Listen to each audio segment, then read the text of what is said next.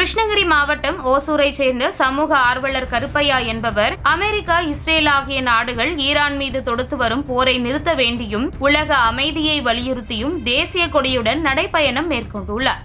ஓசூர் ராம்நகரில் உள்ள மகாத்மா காந்தி சிலையிலிருந்து 100 கிலோமீட்டர் வரை இவர் அமைதி நடைபயணம் மேற்கொள்கிறார். அமைதி வேண்டும், வேண்டும், வேண்டும், வேண்டும், வேண்டும். உலக அமைதி வேண்டும், உலக அமைதி வேண்டும். நிறுத்தப்படவும், நிறுத்தப்படவும், நிறுத்தப்படவும், நிறுத்தப்படவும். போர் நிறுத்தப்படவும், போர் நிறுத்தப்படவும், நிறுத்தப்பட வேண்டும்.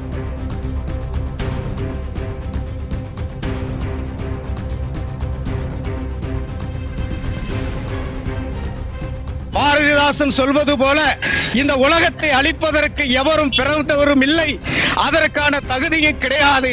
வாழ்வதற்கான உரிமையை கொடுத்த இறைவன் இந்த பூமியை தொடர்ந்து நீடிப்பதற்கு, மக்களுடைய நீடித்த வாழ்க்கைக்கு உதவி செய்வதற்கு தான் உலகத்தினுடைய அரசாக செயல்பட வேண்டும். பண்டித ஜவஹர்லால் நேரு கண்ட அன்றைக்கு சுதந்திர போராட்டத்தில் அழுத்தம் திருத்தமாக உலக நாடுகளுக்கு பதிவு செய்திருக்கிற இந்திய அரசு போர் நிறுத்தம் வேண்டும், போர் கூடாது, உலக அமைதி தொடர வேண்டும், சமாதானம் தான் தொடர வேண்டும் என்று ஐக்கிய நாட்டு சபைகளுக்கு அறிவுகள் கிட்ட நாடுதான் இந்திய நாடு.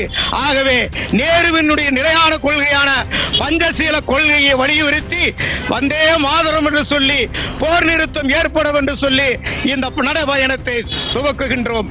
நன்றி, வணக்கம். அமைதி தொடர வேண்டும், அமைதி தொடர வேண்டும், வேண்டும், வேண்டும், வேண்டும். ஏற்றுக்கொள், ஏற்றுக்கொள். அண்ணல் மகாத்மா காந்தியின் புகழ், அண்ணல் மகாத்மா